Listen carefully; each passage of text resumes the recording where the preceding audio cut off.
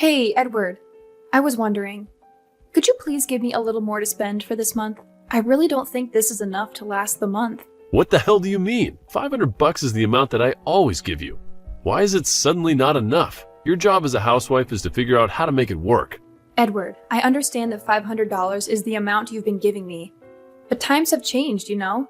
Prices have skyrocketed recently. It's not just groceries. Even utility fees have been on the rise. I'm honestly worried that this amount won't cover all our expenses for the month.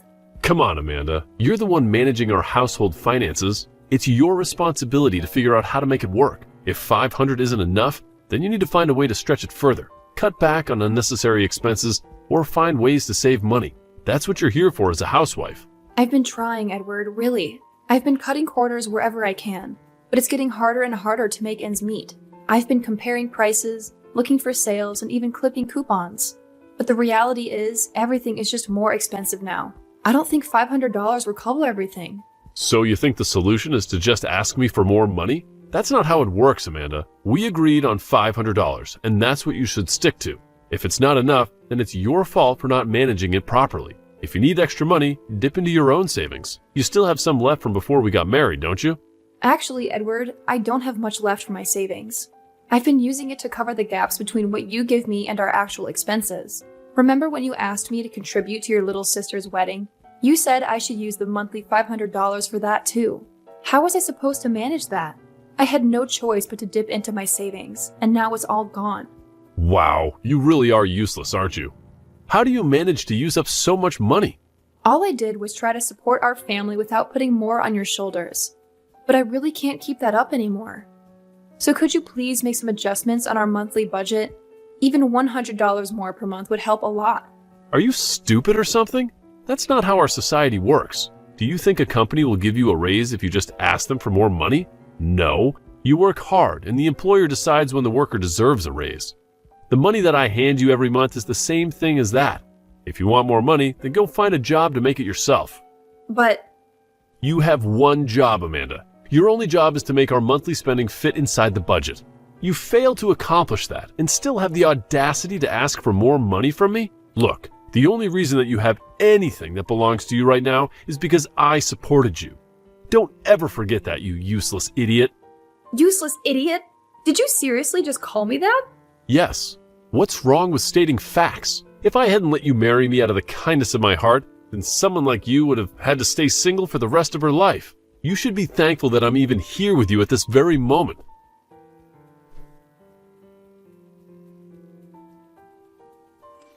Hey Amanda, did you see the pictures that I sent you? Edward brought me the best present in the world for my birthday. It's a purse that costs more than everything you own combined. Isn't it gorgeous? Yeah, I saw the picture. That's very impressive, Tammy. Edward has never given me anything expensive as a present before. As a matter of fact, he's never given me a birthday present in general before. What? No way. Why wouldn't he give you any presents? Well, he stopped giving me anything as soon as we got married. According to him, it's always money that we could be spending to support the two of us. Wow. That is harsh. But then again, I guess Edward didn't have much of a choice on that topic. I mean, who would want to give any presents to you? I heard that you're useless at home. What? Yeah. Edward tells me all about the things you mess up all the time. I thought you'd start learning from your mistakes. But I guess you're still dragging my brother down. You can't even keep up with your spending with the family budget, right? Do you even know how much I get each month for everything? I only get $500 to pay for all the food and utilities. 500? Seriously? You're telling me that you think $500 isn't enough to pay for a month's worth of expenses? I mean, how could you not? Well, it's different for the two of us. You live by yourself at the moment, don't you? How much do you spend each month to pay for your groceries and utilities? I'd say about $1,500. I absolutely hate doing housework. So I just pay someone else to do it all for me. Really? Yeah. But I make someone else do all of the cleaning, cooking, and shopping for me. And it still only cost me about $1,500 a month. If you did it all by yourself, then I'd imagine you could manage to keep the spending to a third of what I'd spend. I mean, I'm sure I would be able to do all that as a housewife if I was in your shoes. It's not that simple, Tammy. As soon as an unexpected fee appears, the whole plan for the whole month suddenly crumbles. You know what I hear? I hear excuses. I would never let out any excuses if I were you. I've only been talking to you a few times, and I'm already starting to get annoyed.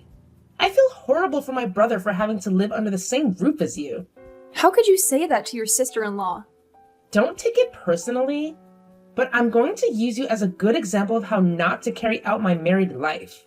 In case you haven't heard, by now, me and my fiance have decided to host our wedding next month. So I'm officially becoming his wife. I'll make sure to take care of our monthly budget flawlessly, and my husband will give me presents every month. I wish the best for you, honey. Maybe you'll find out how difficult it is to pay for everything with only $500 a month.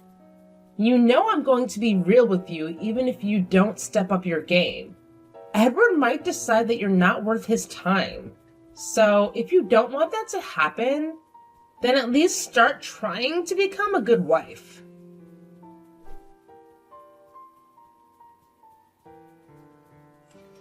Edward, I'm sorry for contacting you on such short notice, but I don't think I'm going to make it to today's wedding. I've had a fever since this morning, and it won't go away even after I drink some medicine. What the hell do you mean? Are you trying to tell me that you can't show up to my precious little sister's wedding? What makes you even slightly think that I would allow that to happen? Come to the wedding hall right now, or else. I really want to. I do. But my fever just reached 100 degrees. I really don't think I'm going to make it through the whole thing consciously. Do you think I care what your body temperature is?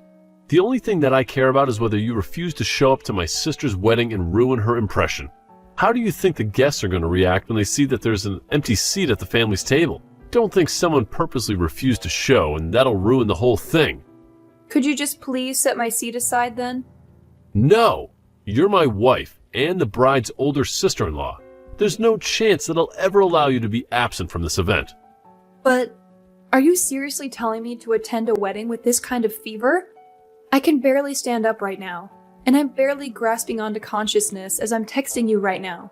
There's no way I'll be able to survive a whole wedding. Then you're not trying hard enough. You had the rest of your life to slack off at home as a housewife. So make yourself useful when it matters for once. Seriously? Do you think I got sick on your sister's wedding day on purpose? It's not like I can control it. Shut up. Just go and get ready and be here at the wedding hall in an hour. I'll meet you at the entrance. Don't forget about my necktie. Your necktie? What's wrong with your necktie? You said that you wanted to stay lying down for as long as possible, so I came here alone. But I had to tie my own necktie, and I don't like how it turned out. So I need you to come and tie it over again, like you always do. Are you being serious right now? You can't even tie your own necktie? Shut your mouth. I could if I wanted to. It's just that I've been making you do it for me for a long while. And thanks to that, I've been having trouble making a clean knot. Can't you ask one of your parents or friends? I really don't think I can make it there today. What? You want a grown man like me to go to my parents and ask them to tie a necktie for me? How on earth do you think that I would go out of my way to embarrass myself like that? Then please just try to do it on your own. I'm sure there's tons of tutorials on YouTube about how to tie a necktie. Do you think I haven't tried that already? I tried to do it myself while watching a tutorial video and that didn't work. Why else would I be asking you to do it for me? I can't attend my precious little sister's wedding with a necktie like this. Hurry up and come here. I told you already. I have 100-degree fever right now. I've heard enough of your excuses. If your husband tells you to go somewhere, then you shut up and go there. It's not my problem whether you're sick or not. If you can't walk, then crawl. I swear, if you don't come here right now, I can and will divorce you. You know what? Okay. I finally made up my mind. We are officially divorced, Edward. I cannot take being your wife anymore. I'll be resting for a little more. So please excuse me. Once I'm feeling better, I'll go and get divorce papers so we can sign it and turn it in. Wait, what do you mean we're officially divorced?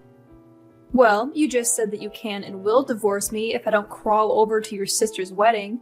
So I choose to divorce you instead. Why would you make that choice? Are you out of your mind? You could just come over to the wedding. Whatever, fools will be fools, I guess. I'm confident that staying together with you is more foolish than any other choice. I can't allow myself to keep being harassed by you, and I don't want to be your caretaker for the rest of your life. I'm confident that I'll enjoy the rest of my life not having to worry about babying you. What do you mean? Well, then that's that. So I hope you're able to figure out how to tie your own necktie. You're already a big boy, so you're going to have to learn how to do it at some point anyway. What kind of wife refuses to tie her husband's tie and doesn't show up to his sister's wedding? You know what? Fine. I don't care. You're nothing to me now, so leave my house right now. I'm glad we're on the same page here. Well, then I guess this is a mutual agreement. Whatever. We both know that you'll be begging me to take you back in a matter of weeks. You're just a housewife who can't make a living on her own. You literally need me, and I don't need you. Even your old workplace wouldn't hire you. Since you've been away for so long, you'll have no job and no money, and you'll be begging me to take you back before you even know it. I'll work hard so that doesn't happen. Well, then it seems like the medicine is starting to work, so I'll be going to sleep now. I'll pack my things and leave the house as soon as I wake up.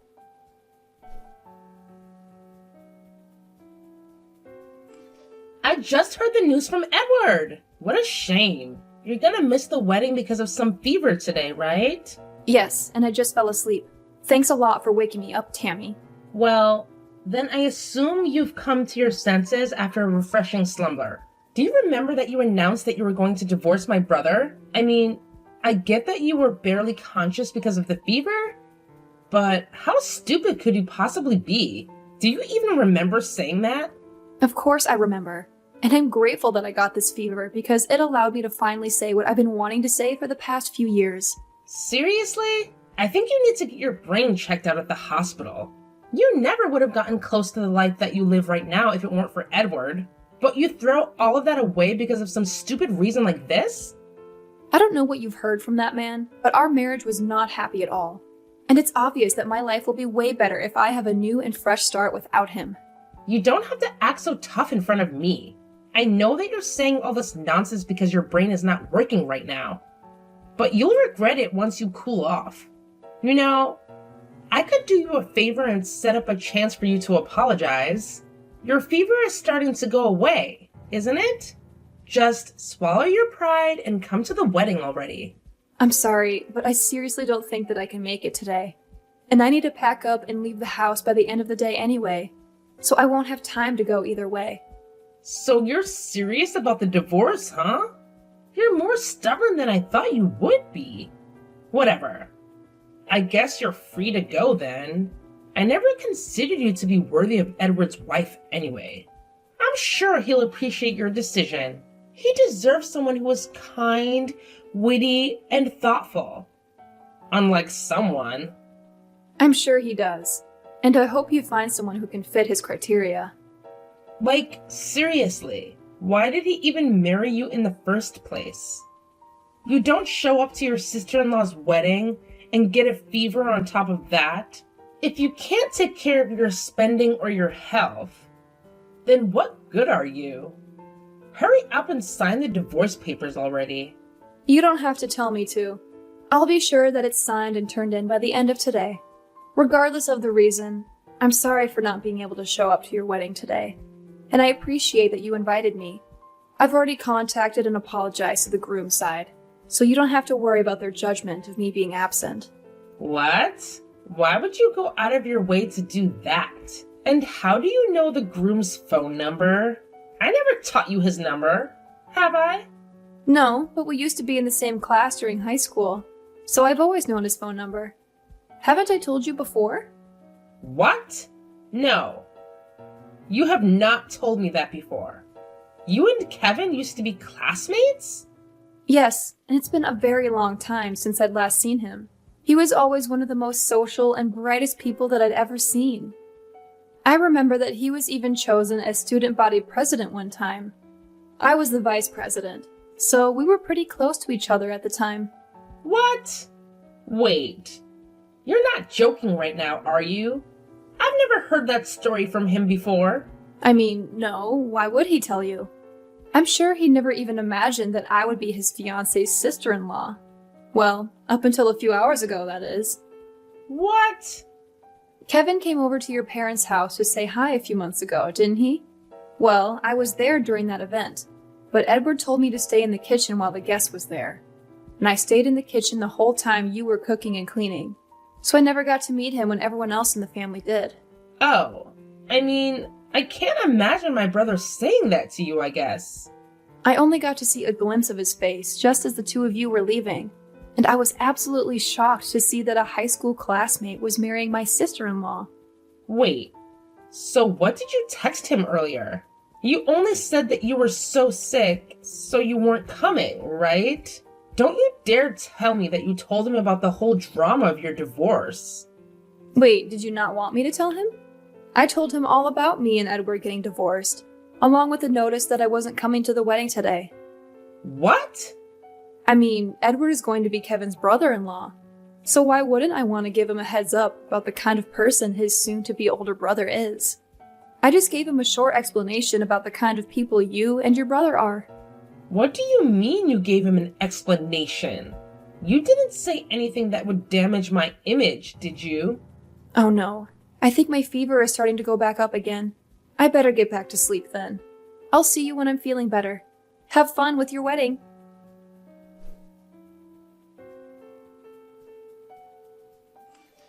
Amanda, please just come back and live with me. Everything in the house is falling apart without you. What? I don't even know how to get the washing machine to work. And I'm already tired of ordering pizza. I need your handmade food. Just please come back, I'm begging you. It's barely been a week since I left, Edward. If all you want is an obedient maiden, don't come to me and hire one with your money. And if you can't manage to live alone, then why don't you go back to living with your parents? I would have gone back if I could, but I can't. Thanks to you absolutely demolishing my sister's wedding, now they won't even talk to me. What? What do you mean? Quit acting dumb. You know what happened. Since you snitched on me and Tammy, the groom called the wedding off minutes before it started. He started going off about how he can't marry someone who can't respect others. He especially shamed me for ridiculing my own wife, and that he didn't even remotely want anything to do with me. Oh, really? All Kevin texted me was, "Thanks for telling me about something so important."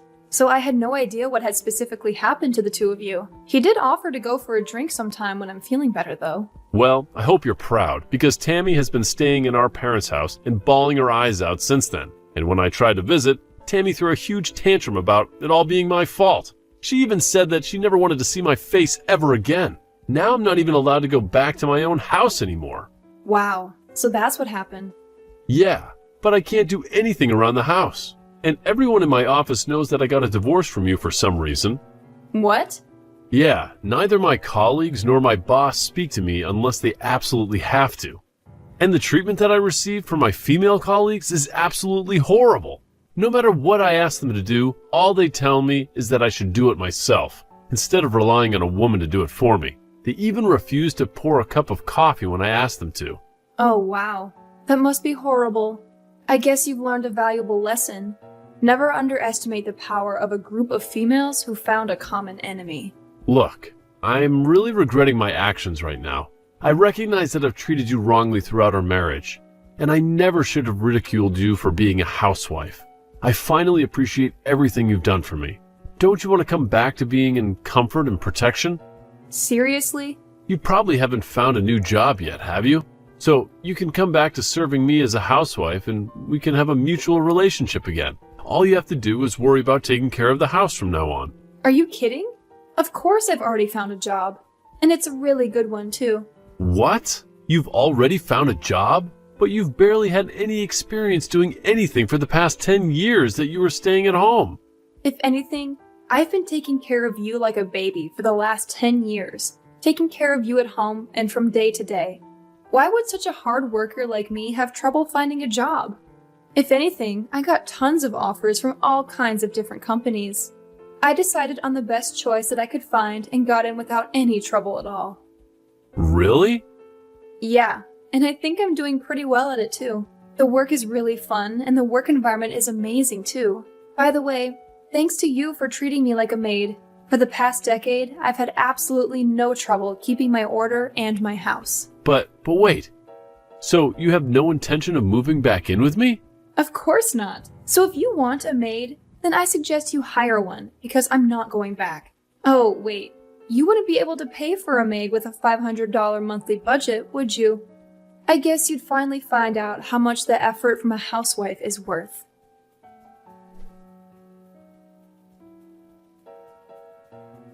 Later on, you won't believe what happened. Edward, in his stubbornness, decided that he couldn't change his ways and opted to hire a maid to take care of the household chores. Can you believe that? The guy thought he could just replace me with someone else. But here's the funny part. He soon realized that finding someone who could do as good of a job as I used to was no easy task. So he ended up hiring this maid, right? And let me tell you, the monthly fee for her services was a whopping $2,500. I mean, come on! What did he expect? Having 3 delicious meals cooked for him every single day, along with cleaning and grooming services. That kind of luxury doesn't come cheap. But hey, Edward wanted to experience the perks of having a personal maid, so he had to cough up the big bucks. And guess what?